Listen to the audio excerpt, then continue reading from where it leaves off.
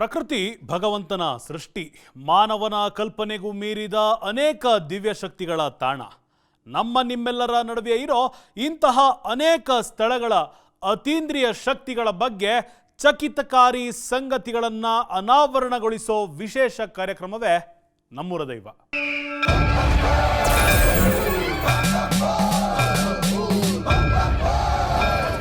ಇದು ಭಕ್ತರು ಭಕ್ತಿಯಿಂದ ಬೇಡಿದ್ದನ್ನ ಕರುಣಿಸುವ ಶಕ್ತಿ ಕ್ಷೇತ್ರ. ದುಷ್ಟರನ್ನ ಶಿಕ್ಷಿಸಿ ಸದಾ ಶಿಷ್ಟರನ್ನ ಕಾಯುವ ಧರ್ಮಕ್ಷೇತ್ರ. ಇಲ್ಲಿಗೆ ಕಷ್ಟ ಹೊತ್ತು ಬಂದು ನಿರಾಸೆಯಾಗಿ ಹೋದ ಉದಾಹರಣೆಗಳೇ ಇಲ್ಲವಂತೆ. ಶ್ರದ್ಧೆಗೆ ಒಲಿಯುವ ಶಕ್ತಿಶಾಲಿಯೊಬ್ಬ ಸಾವಿರಾರು ವರ್ಷಗಳಿಂದ ಈ ಬೆಟ್ಟದ ಮೇಲೆ ನೆಲೆಸಿದ್ದು ಪವಾಡಗಳನ್ನು ಮಾಡುತ್ತಲೇ ಇದ್ದಾನೆ. ಇಂತಹ ಸ್ವಾಮಿಗೆ ರಾಜ ಮಹಾರಾಜಾದಿಯಾಗಿ ದೊಡ್ಡ ದೊಡ್ಡ ಮನೆತನಗಳೇ ನಡೆದುಕೊಂಡು ಬಂದಿವೆ. ಹಾಗಾದರೆ ಯಾವುದು ಈ ಕ್ಷೇತ್ರ? ಇಲ್ಲಿ ನಡೆಯುವ ಚಮತ್ಕಾರಗಳಾದರೂ ಏನು ತಿಳಿಯೋಣ ಬನ್ನಿ.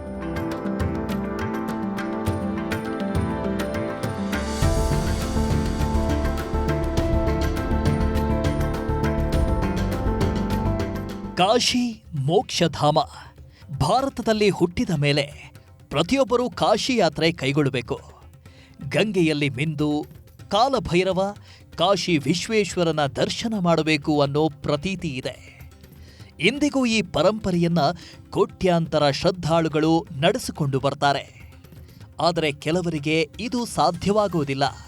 ಅಂತಹವರಿಗೆ ಮೋಕ್ಷದ ದಾರಿ ತೋರಿ ಕಾಶಿ ಯಾತ್ರೆ ಕೈಗೊಂಡಷ್ಟೇ ಶ್ರೇಷ್ಠತೆಯನ್ನ ಕರುಣಿಸುತ್ತೆ ಈ ಕ್ಷೇತ್ರ.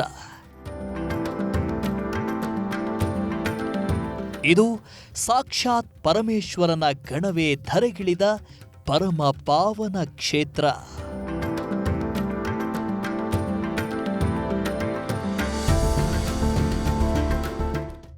ಸಮೃದ್ಧ ಸಸ್ಯ ಕಾಶಿ, ಸುಮನೋಹರ ಬೆಟ್ಟ ಗುಡ್ಡಗಳನ್ನು ಹೊತ್ತು ನಿಂತಿರುವ ಈ ರಮಣೀಯ ತಾಣದಲ್ಲೇ ಆ ಪರಮ ಪಾವನನ ಸನ್ನಿಧಾನ.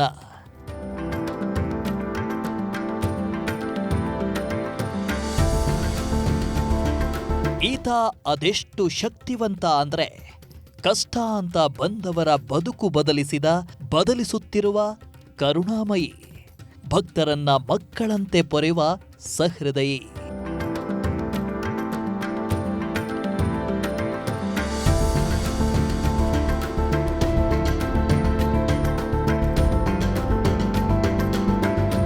ಇವರ ಹೆಸರು ವನಿತಾ ಗಿರೀಶ್. ಈ ಕ್ಷೇತ್ರಕ್ಕೆ ತುಂಬಾ ವರ್ಷಗಳಿಂದ ನಡೆದುಕೊಳ್ತಿದ್ದಾರೆ. ಇಲ್ಲಿಗೆ ಬರಲು ಪ್ರಾರಂಭಿಸಿದ ಮೇಲೆ ಇವರ ಬದುಕಲ್ಲಿ ಹಲವು ರೀತಿಯ ಒಳಿತುಗಳು ಘಟಿಸಿವೆಯಂತೆ. ಅಂದಹಾಗೆ ಇವರಿಗೆ ಇಲ್ಲಿಗೆ ಬರಲು ಪ್ರಮುಖ ಕಾರಣ ಅನಾರೋಗ್ಯ ಸಮಸ್ಯೆ. ಇವರಿಗೆ ಎದುರಾದ ಆ ಸಮಸ್ಯೆಗೆ ಹಲವು ಆಸ್ಪತ್ರೆಗಳನ್ನ ಸುತ್ತಿದ್ರಾದ್ರೂ ಅಲ್ಲೆಲ್ಲೂ ತಾತ್ಕಾಲಿಕ ಪರಿಹಾರಗಳು ಸಿಕ್ಕವೇ ಹೊರತು ಮತ್ತೆ ಮತ್ತೆ ಆ ಸಮಸ್ಯೆ ಕಾಣಿಸಿಕೊಳ್ತಲೇ ಇತ್ತು. ಆಗ ವನಿತಾ ನಂಬಿ ಬಂದು ಬೇಡಿದ್ದು ಇದೇ ಕ್ಷೇತ್ರದ ಶಕ್ತಿಶಾಲಿ ದೈವವನ್ನ. ಇಲ್ಲಿಗೆ ಬರಲು ಶುರು ಮಾಡಿದ ನಂತರ ಆಶ್ಚರ್ಯವೆಂಬಂತೆ ವನಿತಾ ಅವರ ಅನಾರೋಗ್ಯ ಸಮಸ್ಯೆಗಳು ವಾಸಿಯಾಗಲು ಶುರುವಾಗಿದ್ದು ಇವತ್ತು ಆರಾಮವಾಗಿದ್ದಾರೆ. ಇದು ಈ ಕ್ಷೇತ್ರದ ದೈವದ ಕೃಪೆಯಲ್ಲದೆ ಬೇರೇನಲ್ಲ ಅಂತಾರೆ. ಇನ್ನು ಈ ತಾಣಕ್ಕೆ ಬಂದು ದೇವರನ್ನ ದರ್ಶಿಸಿ ಹೋದ್ರೆ ಮನಸ್ಸಿಗೆ ಏನೋ ಸಮಾಧಾನವಂತೆ. ಹೆಲ್ತ್ ಇಶ್ಯೂಸ್ ತುಂಬ ಇದ್ವು. ಸೊ ಪ್ರತಿ ವಾರ ನಾನು ತಪ್ಪದಂಗೆ ಇಲ್ಲಿ ಬರ್ತಾ ಇದ್ದೆ. ಆ ಒಂದು ಇದರಿಂದ ನಾನು ಬಂದ್ಬಿಟ್ಟು ಇಲ್ಲಿ ಬಂದರೆ ಏನೋ ಒಂಥರ ಹೊಸದಾಗಿ ನನಗೆ ಸಂತೋಷ ಅನಿಸೋದು, ನೆಮ್ಮದಿ ಅನಿಸೋದು. ಆ ಒಂದು ಉದ್ದೇಶದಿಂದ ನಾನು ಇಲ್ಲಿ ಪ್ರತಿ ವಾರ ಬಂದು ದರ್ಶನ ಮಾಡಿಕೊಂಡು ಸ್ವಲ್ಪ ಹೊತ್ತು ಕೂತ್ಕೊಂಡು ಅನ್ನ ಸಂತರ್ಪಣೆ ಸ್ವೀಕಾರ ಮಾಡಿ ನಾನು ಹೋಗ್ತಾ ಇದ್ದೆ. ಆ ಒಂದು ಇದರಿಂದ ನನ್ನ ಹೆಲ್ತ್ ತುಂಬ ಕಂಟ್ರೋಲ್ ಆಗಿದೆ. ಸೊ ಅದು ಒಂದು ನಂಬೋದು. ಅದೇ ರೀತಿ ನಮ್ಮ ಸ್ಕೂಲಲ್ಲಿ ಸಹ ಅಡ್ಮಿಷನ್ಸ್ ಜಾಸ್ತಿ ಆಗಲಿ ಅನ್ನೋದು ಒಂದು ಹರಕೆ ಇತ್ತು. ರೀಸೆಂಟಾಗಿ ನಾನು ಅಂದ್ಕೊಂಡಿದ್ದೆ.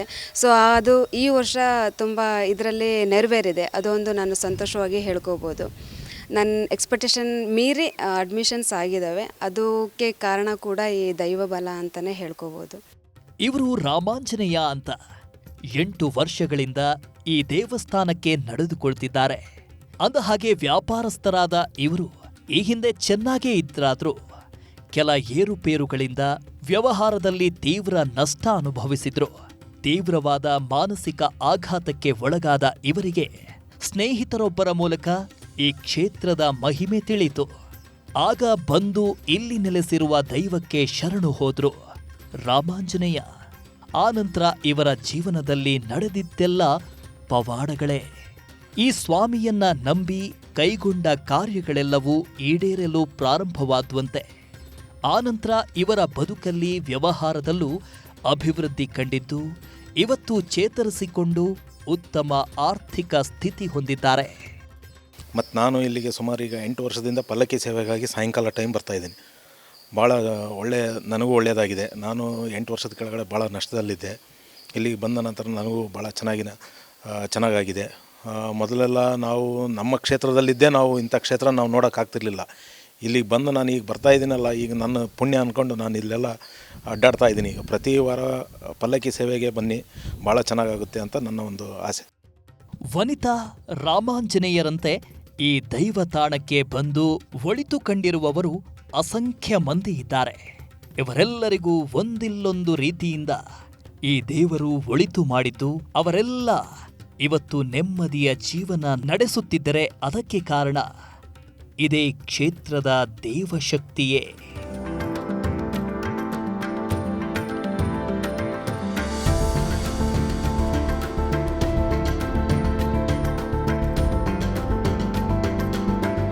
ಈ ತಾಣಕ್ಕೆ ಸಾವಿರಾರು ವರ್ಷಗಳ ಇತಿಹಾಸವಿದೆ. ಕಾಲಾನುಕ್ರಮದಲ್ಲಿ ಇಲ್ಲಿನ ದೈವಶಕ್ತಿ ನಾನಾ ರೀತಿಯಿಂದ ಭಕ್ತರಿಗೆ ಪ್ರಕಟಗೊಂಡು ಭಕ್ತಾದಿಗಳನ್ನ ನಿರಂತರವಾಗಿ ತಾನಿರುವಡೆಗೆ ಸೆಳೆಯುತ್ತಿದ್ದು ಅವರ ಬದುಕುಗಳಲ್ಲಿ ಪವಾಡಗಳನ್ನ ಸೃಷ್ಟಿಸುತ್ತಿದ್ದಾನೆ. ಈ ಸ್ವಾಮಿಯ ದಯೆ, ಕರುಣೆ ಅಪಾರ.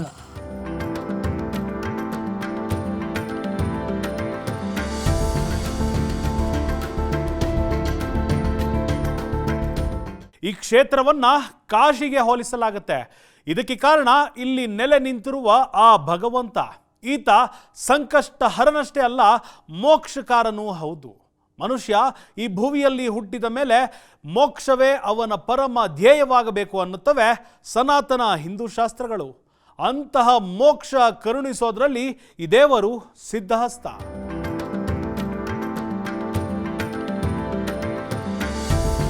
ಊರೂರು ಅಲೆದಾಡಿಕೊಂಡು ಬದುಕನ್ನು ನಡೆಸ್ತಾ ಇದ್ದವರು ಕೂಡ ಇವತ್ತು ಈ ಸ್ವಾಮಿಯನ್ನ ನಂಬಿದ ಮೇಲೆ ಉತ್ತಮ ಸ್ಥಿತಿ ತಲುಪಿದ್ದಾರೆ. ಅವರ ಬದುಕುಗಳಲ್ಲಿ ನಂಬಲು ಸಾಧ್ಯವಿಲ್ಲದಂತಹ ಅಚ್ಚರಿಯ ಬದಲಾವಣೆಗಳಾಗಿದ್ದು ಅವರೆಲ್ಲ ಸ್ವಾಮಿಯ ಪರಮ ಭಕ್ತರಾಗಿ ಬಿಟ್ಟಿದ್ದಾರೆ.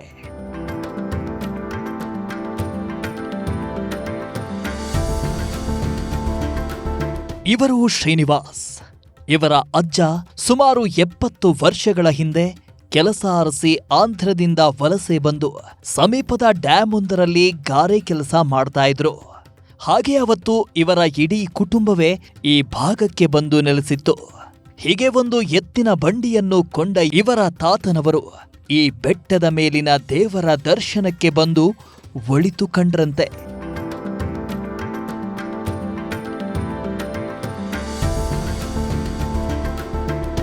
ಆಗಿನ ಕಾಲದಲ್ಲಿ ಬೆಟ್ಟಕ್ಕೆ ಸೂಕ್ತವಾಗಿ ಸಾರಿಗೆ ವ್ಯವಸ್ಥೆ ಇಲ್ಲದ ಕಾರಣ ಇವರ ಬಳಿ ಇದ್ದ ಎತ್ತಿನ ಗಾಡಿಯಲ್ಲೇ ಜಾತ್ರೆ ಸಮಯದಲ್ಲಿ ದೇವರ ದರ್ಶನಕ್ಕೆ ಬರುವ ಭಕ್ತಾದಿಗಳು ಉಚಿತವಾಗಿ ಬೆಟ್ಟಕ್ಕೆ ಹೋಗಿ ಬರಲು ವ್ಯವಸ್ಥೆ ಮಾಡಿದ್ರಂತೆ.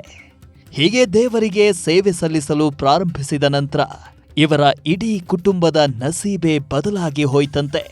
ಇವತ್ತು ಇವರ ಬಳಿ 20ಕ್ಕೂ ಹೆಚ್ಚಿನ ವಾಹನಗಳಿವೆ. ಇಂದಿಗೂ ಶ್ರೀನಿವಾಸ್ ಅವರ ತಾತನವರು ಮಾಡುತ್ತಿದ್ದ ಸಾರಿಗೆ ಸೇವೆಯನ್ನ ಮುಂದುವರಿಸಿಕೊಂಡು ಹೋಗ್ತಿದ್ದಾರೆ. ಈಗ ಇವರ ಇಡೀ ಕುಟುಂಬಸ್ಥರೆಲ್ಲ ಸ್ವಾಮಿಯನ್ನ ನಂಬಿ ಒಳಿತು ಕಂಡಿದ್ದಾರಂತೆ. ಪ್ರತಿ ವರ್ಷನೂ ಜಾತ್ರೆ ನಡೀತಾ ಇತ್ತು. ಆ ಜಾತ್ರೆಯಲ್ಲಿ ನಮ್ಮ ಅಜ್ಜಿಯವರ ಕಡೆಯಿಂದ ನಮ್ಮ ತಾತವರು ಅವರು ನಡ್ಕೊಳ್ತಾ ಇದ್ರು ಆ ದೇವಸ್ಥಾನಕ್ಕೆ. ನಡ್ಕೊಂಡಾಗ ಪ್ರತಿ ವರ್ಷ ನಮ್ಮದು ಒಂದು ಡಿ ಗಾಡಿ ಅಂತ ಒಂದು ಗಾಡಿ ಇತ್ತು ಅಷ್ಟೇ. ಆವಾಗ ಏನು ಮಾಡಿದ್ರು, ಅವ್ರು ನಡ್ಕೊಂಡು ಪ್ರತಿ ವರ್ಷವೂ ಭಕ್ತಾದಿಗಳನ್ನ ನಾವು ಉಚಿತವಾಗಿ ದರ್ಶನಕ್ಕೆ ನಾವು ಬಿಡ್ತೀವಿ ಅಂತ ಒಂದು ಆರಕೆ ಹೊತ್ಕೊಂಡ್ರು. ಯಾವಾಗ ನಮ್ಮ ತಾತವ್ರ ಕಡೆಯಿಂದ ಅಲ್ಲಿಂದ ಇಲ್ಲಿವ್ರಿಗೆ ನಾವು ಅವತ್ತಿನ ದಿನ ಇಲ್ಲಿ ಒಂದು ಕೂಲಿ ಕೆಲಸ ಮಾಡೋಕ್ಕೆ ಬಂದಿರೋರು.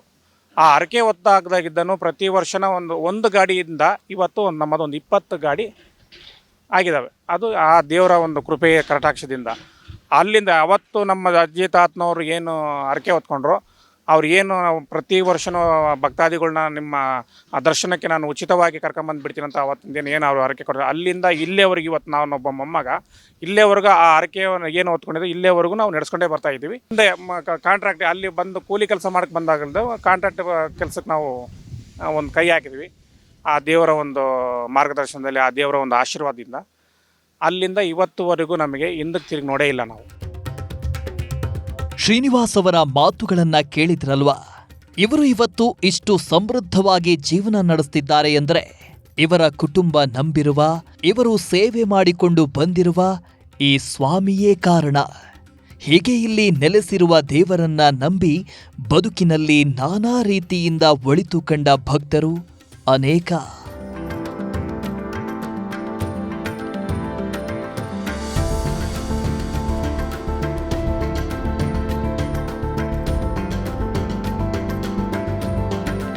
ಇನ್ನು ಮದುವೆ, ಮಕ್ಕಳಾಗದ ಸಮಸ್ಯೆ, ಮನೆ ಕಟ್ಟುವ ವೇಳೆ ಎದುರಾಗುವ ಅಡೆತಡೆಗಳು, ಅನಾರೋಗ್ಯ ಸಮಸ್ಯೆ ಸೇರಿದಂತೆ ಇಂತಹ 10 ಹಲವು ಸಮಸ್ಯೆಗಳನ್ನು ಹೊತ್ತು ಈ ದೇವಾಲಯಕ್ಕೆ ಬಂದವರೆಲ್ಲ ಇವತ್ತು ಇಲ್ಲಿ ನೆಲೆಸಿರುವ ಸ್ವಾಮಿಯ ಕೃಪೆಯಿಂದಲೇ ಚೆನ್ನಾಗಿದ್ದಾರೆ.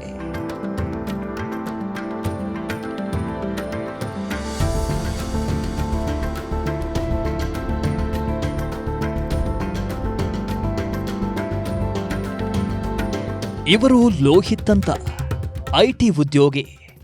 ಉತ್ತಮ ವಿದ್ಯಾಭ್ಯಾಸ ಪಡೆದು ಲೋಹಿತ್ ಕೆಲಸ ಅರಸಿ ಸೇರಿದ್ದು ಬೆಂಗಳೂರನ್ನ. ಲೋಹಿತ್ ಅವರ ಇಡೀ ಕುಟುಂಬ ಈ ದೇವರ ಪರಮ ಭಕ್ತರು. ಇವತ್ತು ಕಳೆದ 20 ವರ್ಷಗಳಿಂದ ಒಂದೇ ಕಂಪನಿಯಲ್ಲಿ ಉದ್ಯೋಗಿಯಾಗಿರುವ ಲೋಹಿತ್ ಕುಟುಂಬ ಇವತ್ತು ಉತ್ತಮ ಸ್ಥಿತಿಯಲ್ಲಿದೆ ಎಂದರೆ ಅದಕ್ಕೆ ಕಾರಣ ಇವರು ನಂಬಿಕೊಂಡು ಬಂದಿರುವ ಈ ಪವಿತ್ರ ಕ್ಷೇತ್ರದಲ್ಲಿ ನೆಲೆಸಿರುವ ದೇವರಂತೆ.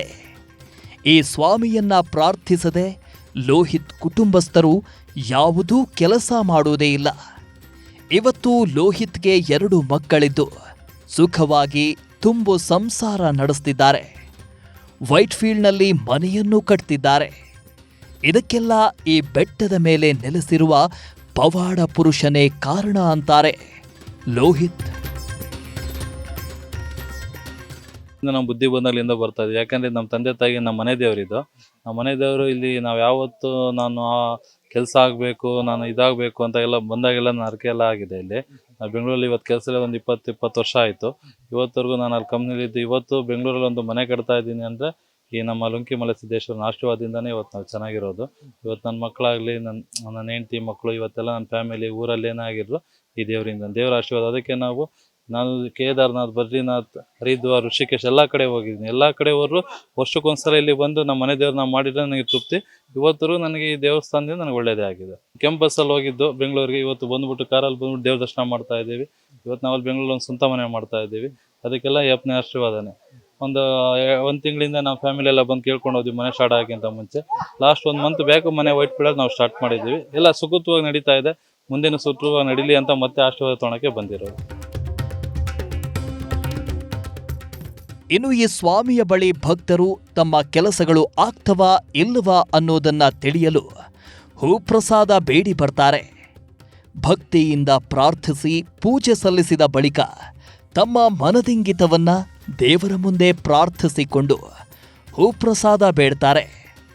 ದೇವರು ಬಲಗಡೆ ಹೂ ಕೊಟ್ರೆ ಅವರು ಅಂದುಕೊಂಡ ಕೆಲಸ ಆಗುತ್ತೆ ಅಂತ. ಅಕಸ್ಮಾತ್ ಎಡಗಡೆ ಹೂ ಕೊಟ್ರೆ ಆ ಕೆಲಸ ಆಗೋದಿಲ್ಲ ಅಂತ ತಿಳಿಬೇಕಂತೆ. ಹೀಗೆ ಹೂ ಪ್ರಸಾದದ ಮೂಲಕ ಇಲ್ಲಿ ನೆಲೆಸಿರುವ ಸ್ವಾಮಿ ಭವಿಷ್ಯ ನುಡಿಯುತ್ತಾನಂತೆ.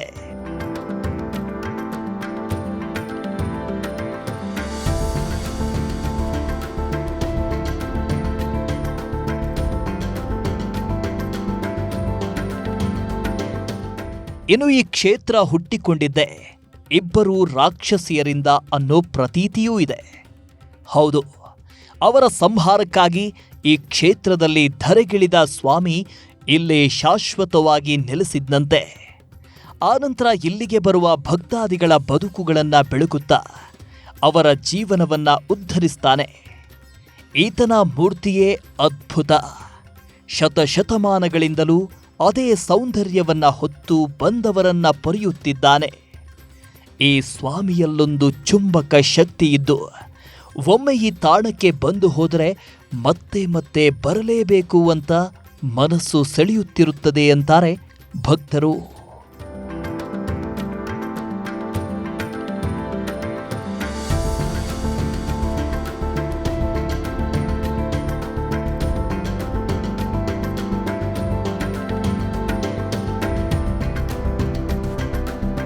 ಆಗುತ್ತೆ ಅಂತ ಅಕಸ್ಮಾತ್ ಎಡಗಡೆ ಹೂ ಕೊಟ್ರೆ ಆ ಕೆಲಸ ಆಗೋದಿಲ್ಲ ಅಂತ ತಿಳಿಬೇಕಂತೆ.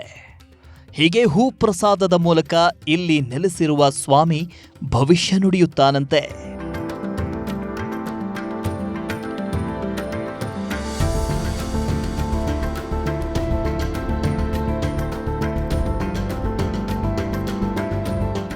ಈತ ಸುಮಾರು 33 ಹಳ್ಳಿಗಳ ಒಡೆಯ. ಇಲ್ಲಿ ಪ್ರತಿ ವರ್ಷ ನಡೆಯೋ ಜಾತ್ರೆ ಅದ್ಭುತ. ಇಲ್ಲಿ ಸಿಡಿ ಸೇರಿದಂತೆ ಹಲವು ವಿಶಿಷ್ಟ ಆಚರಣೆಗಳು ನಡೆದುಕೊಂಡು ಬಂದಿದ್ದು, ಈ ಪ್ರತಿ ಆಚರಣೆ ಹಿಂದೆಯೂ ಒಂದು ಪೌರಾಣಿಕ ಹಿನ್ನೆಲೆ ಇದೆಯಂತೆ. ಇಂತಹ 10 ವಿಶೇಷತೆಗಳನ್ನು ಹೊಂದಿರುವ ಈ ಸ್ವಾಮಿ ಯಾರು ಗೊತ್ತಾ? ಬನ್ನಿ ತಿಳಿಯೋಣ.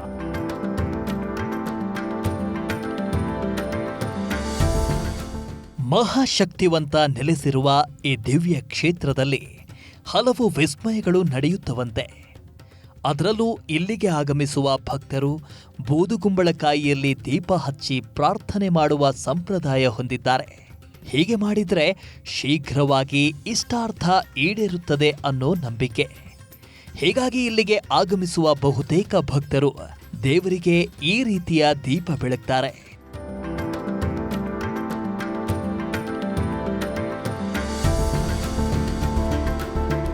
ಇನ್ನು ಇಷ್ಟಾರ್ಥ ಈಡೇರಿಸೆಂದು ಸ್ವಾಮಿಯ ಬಳಿ ಹರಕೆ ಹೊತ್ತವರು ತಮ್ಮ ಇಷ್ಟಾರ್ಥ ಈಡೇರಿದ ನಂತರ ಹರಕೆ ತೀರಿಸಲು ಬಾಯಿ ಬೀಗ, ಬೆನ್ನಿಗೆ ಬೀಗ ಹಾಕ್ಕೊಂಡು ರಥೋತ್ಸವದಲ್ಲಿ ಪಾಲ್ಗೊಳ್ತಾರೆ. ಚಿತ್ರದುರ್ಗ, ದಾವಣಗೆರೆ ಜಿಲ್ಲೆ, ಚಿತ್ರದುರ್ಗ ಜಿಲ್ಲೆ, ಈ ಭಾಗ ಆಂಧ್ರ, ಶಿವಮೊಗ್ಗ ಜಿಲ್ಲೆ, 4 ಜಿಲ್ಲೆಯಿಂದ ಅತಿ ಹೆಚ್ಚಾಗಿ ಭಕ್ತರು ಬರ್ತಾರೆ. ಅಮ್ಮಗೆ ಬಾಯಿ ಬೀಗ ಹಾಕ್ತಾರೆ. ಸೊ ಆಮೇಲೆ ಬೇವಿನ ಸೀರೆ ಅಂತ ಉಡಿಸ್ಕೊಂಬರ್ತಾರೆ. ಈ ಮಕ್ಕಳಿಗೆ ಜ್ವರ ಬರಬಾರ್ದು, ದೊಡ್ಡವ್ರಿಗೆ ಜ್ವರ ಬರಬಾರ್ದು, ಕಾಯಿಲೆ ಕಚೇರಿಗಳು ಬರಬಾರ್ದು ಅಂತಂದೇಳಿ ಇಷ್ಟು ಒಂದು ಅಮ್ಮನ ಪವಾಡ ಐತೆ. ಆಮೇಲೆ ಸಿಡಿ ಆಡ ಆತನಿಗೆ ಕೊಂಡೆ ಹಾಕ್ತಾರೆ, ಹಿಂಡೆ ಬೆನ್ನಿಗೆ, ಚರ್ಮಕ್ಕೆ. ಇನ್ನು ಇಷ್ಟೆಲ್ಲ ಅಚ್ಚರಿಗಳನ್ನ ಪವಾಡಗಳನ್ನ ನಡೆಸುತ್ತಿರುವ ಕ್ಷೇತ್ರವೇ ದಕ್ಷಿಣ ಕಾಶಿ ಎಂದೇ ಹೆಸರಾದ ಮೊಳಕಾಲ್ಮೂರು ತಾಲೂಕಿನ ಹಾನಗಲ್ ಗ್ರಾಮ ಪಂಚಾಯಿತಿ ವ್ಯಾಪ್ತಿಯ ನುಂಕೇಮಲೆ ಸಿದ್ದೇಶ್ವರ ಸ್ವಾಮಿ ಬೆಟ್ಟದ ತಪ್ಪಲಿನಲ್ಲಿ ನೆಲೆಸಿರುವ ಕಾಲಭೈರವೇಶ್ವರ ಸ್ವಾಮಿ. ಶತಶತಮಾನಗಳಿಂದ ಸ್ವಾಮಿ ಇಲ್ಲಿ ಭಕ್ತರನ್ನ ಸಲಹುತ್ತಾ ನೆಲೆಸಿದ್ದಾನೆ ಅನ್ನೋದು ಐತಿಹ್ಯ.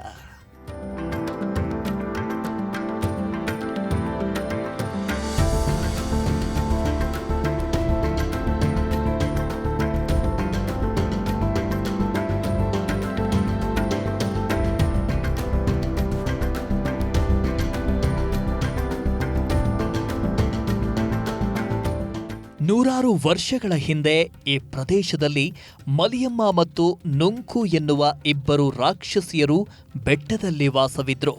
ಈ ಭಾಗದಲ್ಲಿ ಜನರಿಗೆ ಕಿರುಕುಳ ಹಾಗೂ ಹಿಂಸೆ ನೀಡ್ತಾ ಇದ್ರು. ಇವರ ಕಾಟ ತಾಳದೆ ಜನರು ಪ್ರಸ್ತುತವಾಗಿ ನೆಲೆಸಿರುವ ಸಿದ್ದೇಶ್ವರ ಸ್ವಾಮಿಯ ಮೊರೆ ಹೋಗ್ತಾರೆ.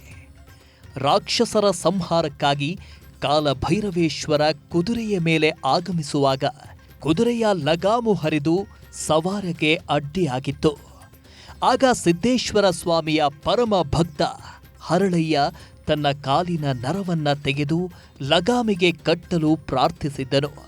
ಇದನ್ನ ಮೆಚ್ಚಿದ ಸಿದ್ದರಾಮೇಶ್ವರ ಇನ್ನು ಮುಂದೆ ಬೆಟ್ಟದಲ್ಲಿ ನನಗೆ ಪೂಜೆ ಸಲ್ಲಿಸೋದಕ್ಕೂ ಮುಂಚೆ ಹರಳಯ್ಯನಿಗೆ ಮೊದಲ ಪೂಜೆಯಾಗಬೇಕು ಅಂತ ಭಕ್ತರಿಗೆ ಅಪ್ಪಣೆ ಮಾಡಿದ್ದ ಕಾರಣ ಸ್ವಾಮಿಯ ಅಪ್ಪಣೆಯ ಆಜ್ಞೆಯಂತೆ ಇಂದಿಗೂ ಈ ಆಚರಣೆ ಮುಂದುವರೆಸಿಕೊಂಡು ಬರಲಾಗುತ್ತಿದೆ ಅನ್ನೋದು ಇಲ್ಲಿನ ಜನರ ನಂಬಿಕೆ. ಚಿತ್ರದುರ್ಗ ಜಿಲ್ಲೆ ಮೊಳಕಾಲ್ಮೂರು ತಾಲೂಕಲ್ಲಿರುವಂಥ ಈ ನುಂಕೇಮಲೆ ಸಿದ್ದೇಶ್ವರ ಅನ್ನುವಂತಹ ಬೆಟ್ಟ ಅಂತ ಏನೀಗ ಕರಿತೀವಿ, ಅದು ನಿಜಕ್ಕೂ ನುಂಕವ್ವ ಮಲಿಯವ್ವ ಸಿದ್ಧರ ಬೆಟ್ಟ. ಅದು ಕ್ರಮೇಣ ಜನಗಳ ಈ ಹಾಡು ಭಾಷೆ ಮಾತಾಡ್ತಾ ನುಂಕೇಮಲೆ ಸಿದ್ದೇಶ್ವರ ಅನ್ನೋಂಥ ಹೆಸರನ್ನು ಪಡ್ಕೊಂಡಿದೆ. ಸೊ ಅದರ ಹಿನ್ನೆಲೆಯನ್ನು ನಾವು ನೋಡ್ತಾ ಹೋದಾಗ ಈ ಭಾಗದಲ್ಲಿ ಏನು ಅಂಗಸ, ನೀಲವರ್ಣ ಮತ್ತು ರಸಸಿದ್ಧ ಅನ್ನುವಂತಹ ರಾಕ್ಷಸರು ಇರ್ತಾರೆ. ಅಂದರೆ ಅವರು ಶಾಪದಿಂದ ಅವರು ರಾಕ್ಷಸರಾಗಿ ಗಂಧರ್ವರು ಜನ್ಮ ತಾಳಿರ್ತಾರೆ. 11ನೇ ಶತಮಾನದಲ್ಲಿ ಈ ಪ್ರಾಂತ್ಯವು ಕದಂಬ ರಾಜರ ಆಳ್ವಿಕೆಯನ್ನ ಒಳಗೊಂಡಿದ್ದು, ರಾಜರೂ ಸೇರಿದಂತೆ ಲಕ್ಷಾಂತರ ಭಕ್ತರನ್ನ ಸಲುಹುವ ದೇವರೆನ್ನುವ ಪೌರಾಣಿಕ ಹಿನ್ನೆಲೆಯ ಖ್ಯಾತಿ ಈ ದೇವರದ್ದಾಗಿದೆ. 33 ಹಳ್ಳಿಗಳ ಗುಡಿಕಟ್ಟಿಗೆ ಸೇರಿದ ಈ ಆರಾಧ್ಯ ದೈವವಾಗಿರುವ ಕಾಲಭೈರವ ಸಿದ್ದೇಶ್ವರ ಜಾತ್ರಾ ಮಹೋತ್ಸವವು ಪ್ರತಿ ವರ್ಷವೂ ಮಠಾಧಿಪತಿ ಮಂಗಲ್ನಾಥ್ ಜಿ ನೇತೃತ್ವದಲ್ಲಿ 3 ದಿನಗಳ ಕಾಲ ನಡೆಯುತ್ತೆ. ಪುರಾತನ ಕಾಲದಿಂದಲೂ ವಿಜಯಮಾನ ಸಂವತ್ಸರ ವೈಶಾಖ ಶುದ್ಧ ಪಂಚಮಿಯಂದು ಕಂಕಣ ಕಟ್ಟೋದರ ಮೂಲಕ ಜಾತ್ರಾ ಮಹೋತ್ಸವಕ್ಕೆ ಅಧಿಕೃತವಾದ ಚಾಲನೆ ನಡೆಯುತ್ತೆ. ರಥೋತ್ಸವ, ಸಿಡಿ, ಸಿದ್ಧಭುಕ್ತಿ ಹಾಗೂ ಹೂವಿನ ಹರಾಜು ಎನ್ನುವ ಧಾರ್ಮಿಕ ಆಚರಣೆಗಳು ಈ ಜಾತ್ರೆಯಲ್ಲಿ ಒಳಗೊಂಡಿರುತ್ತೆ.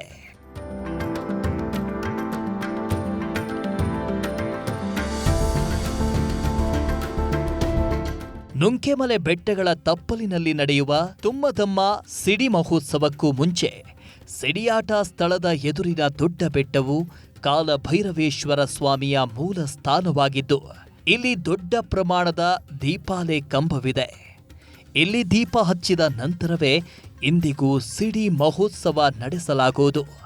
ಚಿತ್ರದುರ್ಗ ಅರಸರ ಕಾಲದಲ್ಲಿ ಇಲ್ಲಿ ಹಚ್ಚಲ್ಪಟ್ಟ ಜ್ಯೋತಿಯನ್ನ ವೀಕ್ಷಿಸಿದ ನಂತರ ಅರಸರು ಉಪವಾಸದ ಹರಕೆ ತೀರಿಸುತ್ತಿದ್ದರು ಎಂದು ಹೇಳಲಾಗುತ್ತೆ.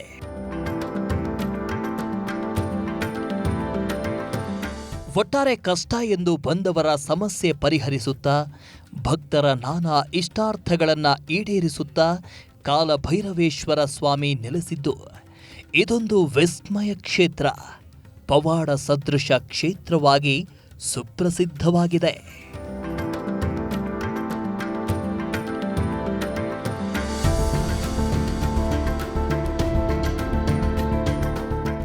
ಕಾಲಭೈರವೇಶ್ವರ ಸ್ವಾಮಿಯ ಕೃಪೆ, ಮಹಿಮೆ ನೋಡಿದ್ರಲ್ವಾ?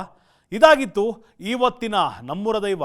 ಮುಂದಿನ ವಾರ ಇದೇ ಸಮಯಕ್ಕೆ ಮತ್ತೊಂದು ಇಂತಹದ್ದೇ ವಿಸ್ಮಯಕಾರಿ ಕ್ಷೇತ್ರದ ಮಾಹಿತಿ ಹೊತ್ತು ನಿಮ್ಮ ಮುಂದೆ ಬರ್ತೇನೆ.